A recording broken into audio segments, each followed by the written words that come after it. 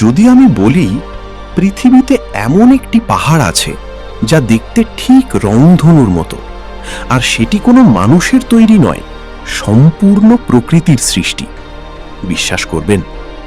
পেরুর আন্দিজ পর্বতমালার প্রায় 17,000 ফুট উচ্চতায় লুকিয়ে আছে পৃথিবীর অন্যতম বিস্ময় রেইনবো মাউন্টেন, যার আরেক নাম ভিনিকুলকা।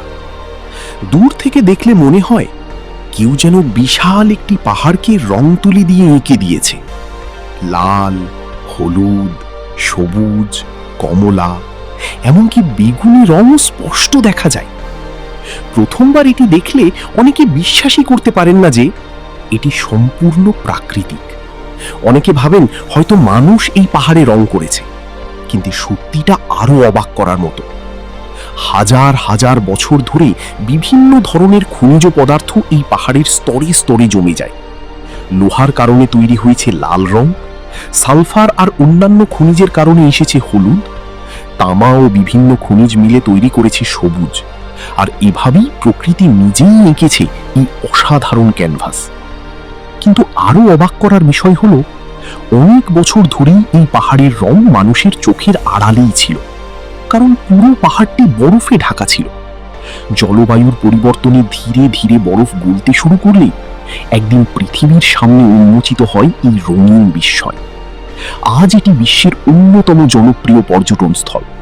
প্রতি বছর হাজার হাজার মানুষ শুধু এই পাহাড় একবার নিজের চোখে দেখার জন্য পেরুতে ছুটে যান। তবে সেখানে পৌঁছানো মোটেও সহজ নয়।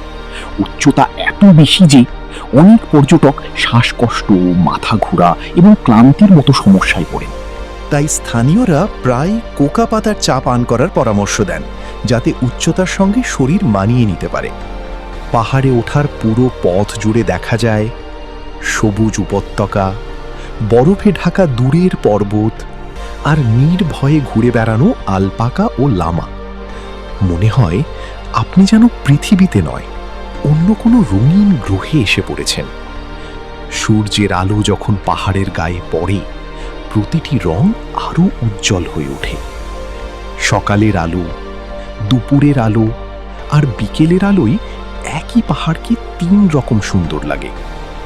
এই কারণেই অনেক ফটোগ্রাফার বলেন, রেইনবো মাউন্টেন এমন একটি জায়গা যাকে ক্যামেরায় পুরোপুরি বন্দি করা সম্ভব নয়। এর প্রকৃত সৌন্দর্য শুধু নিজের চোখেই অনুভব করা যায়। পৃথিবীতে এমন অনেক জায়গা আছে যেগুলো দেখে মনে হয় প্রকৃতি হয়তো নিজের সেরা শিল্পকর্মগুলো মানুষের জন্য লুকিয়ে রেখেছিল। আর পেরুর রেইনবো মাউন্টেন ঠিক তেমনই একটি বিষয়। আপনি যদি সুযোগ পান, জীবনে একবার কি এই রংধনু পাহাড় দেখতে যেতে চাইবেন? কমেন্টে অবশ্যই জানান।